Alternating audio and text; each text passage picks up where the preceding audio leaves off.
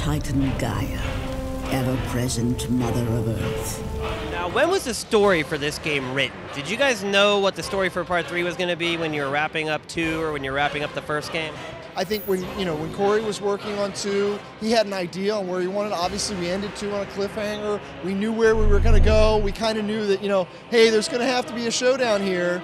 So those kind of things were kind of laid down. But how we got there is definitely not written in stone. And I think that, the story kind of evolved as the design evolved. I think as various people became parts of this story, they added their own take to it. I know when Stig became the game director, he looked at what was currently laid down and really did, made a huge effort to make it his own, to give it his own style, his own direction, and his own, perspective. And I think that really shows in, like we mentioned earlier, each version has, a different twist to it. You guys have been working on this for 3 years, and undoubtedly there were tons of challenges along the road.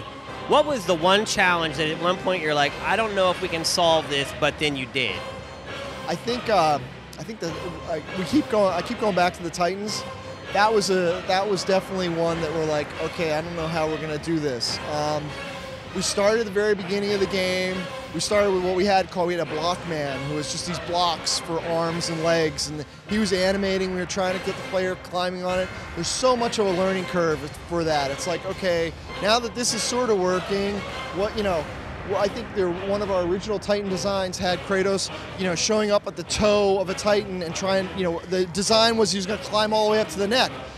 We laid that out. That took 4 hours to play.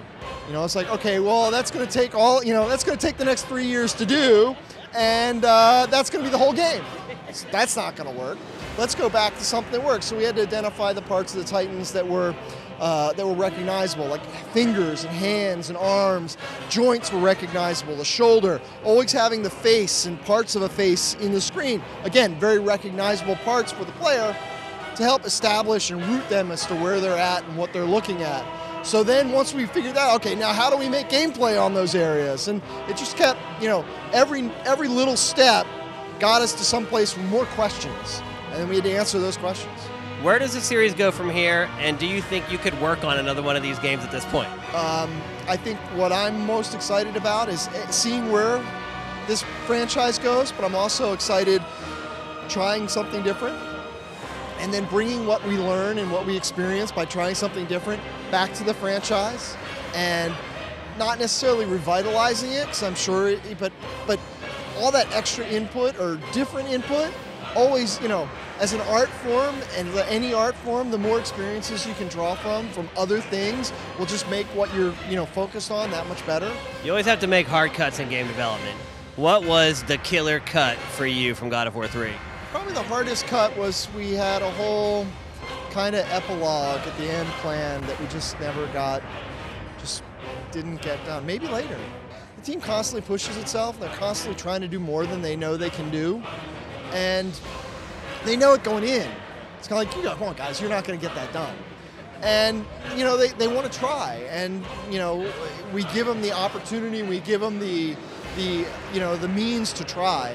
And they always amaze myself and others by just getting, you think they're only going to get here and they get way out here. And, it's painful for them to finally admit that they're not going to get exactly where they want to go. But at the end, they're just kind of like, yeah, you're right, all right. So it's never been really, really hard debates. I think this is definitely the end of the trilogy. I think we really, it's good to have this trilogy end. It's good to kind of have a sequence that's, start to finish. It's done. There's not going to be this, what's happening. It's not drawn out. It's not, it's not dying on the vine. It's, here it is. But there's definitely more to come.